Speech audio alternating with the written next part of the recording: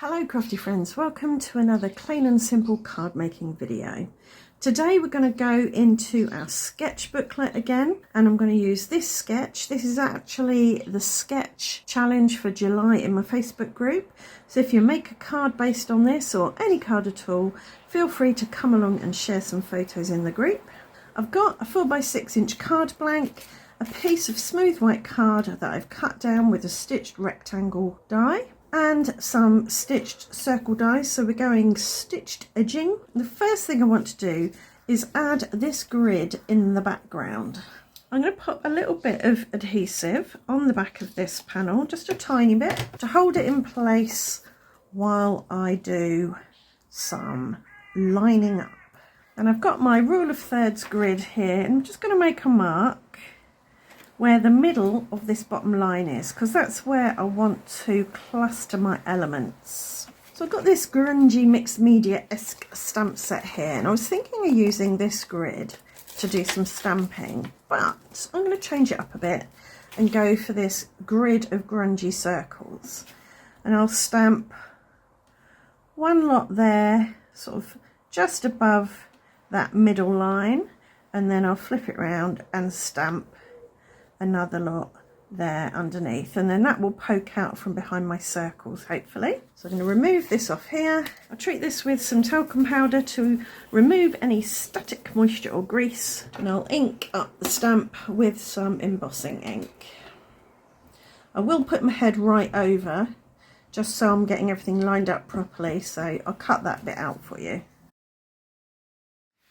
I have overlapped the two stamps here, but that's going to be fine because it'll be covered up by my circles. This card I think is going to end up as a birthday card, so it's celebratory, and I do like a bit of gold on a celebration card, so I've got some wow super fine, what is it, polished gold. I'll use a dry brush to get rid of any flecks, and I'll heat that with my heat tool. That's going to go like that, and then we'll have two little circles peeking out. Or I might actually go down a size of circles, thinking maybe like that. Yeah, I'm going to go down a size. For my circles I've got two colours. I've got salvage patina and tattered rose, and together with the gold these give me real Art Deco vibes. It's a really nice combination. So I'm going to ink up a bit of this with the salvage patina, and the other end with the tattered rose.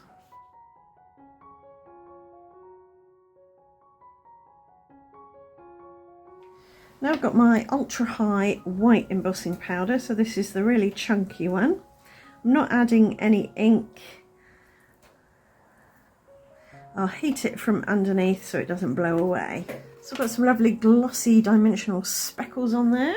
And I'm going to stamp on the tattered rose in this grungy tiny little dot stamp. And I'm going to see what it looks like with some clear matte dull embossing powder on it. Hopefully it will give me a tone on tone look. I haven't tested it to see if this ink is dry, but as it's such a grungy spotty stamp, it's not going to matter really if I get extra powder anywhere. So now it's cooled down, it's definitely gone a lot more matte than say a glossy powder would go, but we've got some tone on tone texture there. Now I'm going to die cut out my circles. Right, I put some double-sided on the back of this, and I'm going to get that on as straight as I can, and I've put some foam tape on the back of there to give my circle a bit of a lift, and I'm going to place it in the middle there. And the tattered rose circles are just going to get a bit of glue and go flat on the background like that.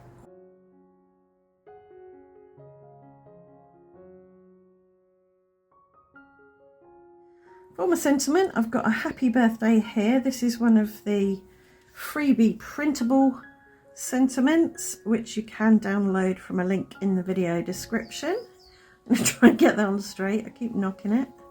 On the sketch, I've got some little circles here going around the edge of the big main circle. I'm going to use Nouveau glitter drops in Gold Coast to add those. Or I will do when I can unbung the nozzle.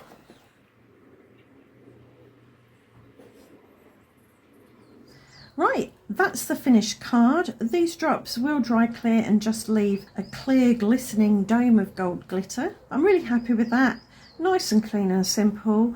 I think this video is 2025/116 if you want to write that down on your sketch for future reference. And I hope you've enjoyed this video today and it's given you an idea or two of things you can do with the items that you have in your stash. If it has, please do let me know in the comments. Like, subscribe, ring the notification bell, all the good things, and I'll see you back here very soon for another clean and simple card making video. Thanks for watching.